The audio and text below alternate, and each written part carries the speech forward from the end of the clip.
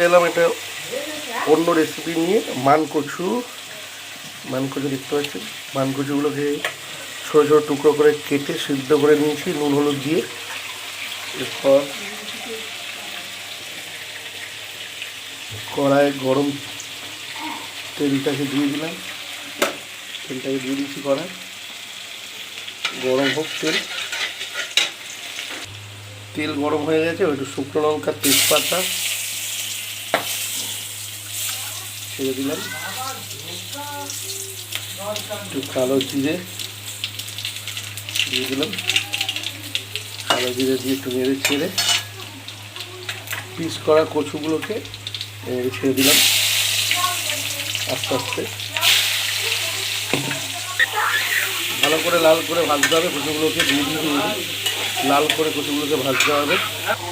হ্যাঁ, লাল হয়ে গেছে কচুগুলো। এবার আমরা এর মধ্যে 1 চামচ আদা রসুন পেস্ট দিয়ে দিলাম, দিয়ে আবার কষাতে থাকবো।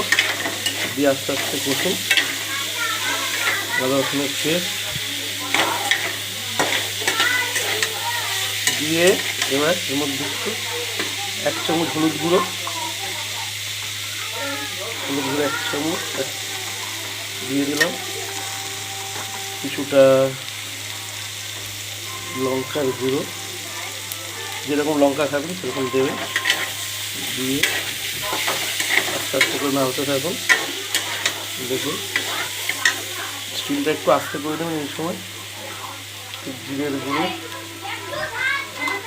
দিয়ে একটুখানি জল, সামান্য পরিমাণে জল দেবেন।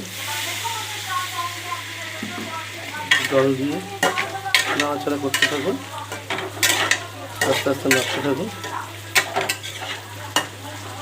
কষতে থাকুন যতক্ষণ না তেল বেরিয়ে যায়। কষতে থাকুন 5-10 মিনিট কষুন। অনেকটা কষা হয়ে দেখুন আস্তে আস্তে করে তেল ছাড়ছে। এবার আমরা একটুখানি জল দিয়ে 10 মিনিটের জন্য ঢেকে রাখবো। এবার ফুটতে শুরু করেছি, দেখুন সুন্দরভাবে ফুটছে, জিনিসটা হয়ে এসেছে।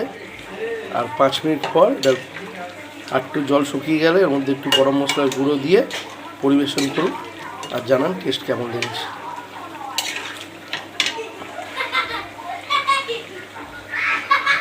আর হয়ে গেছে আমাদের কচুর মশলা রেসিপি। মশলা কচুরি রেডি। ভাত দিয়ে, রুটি দিয়ে, যা দিয়ে খেতে পারেন।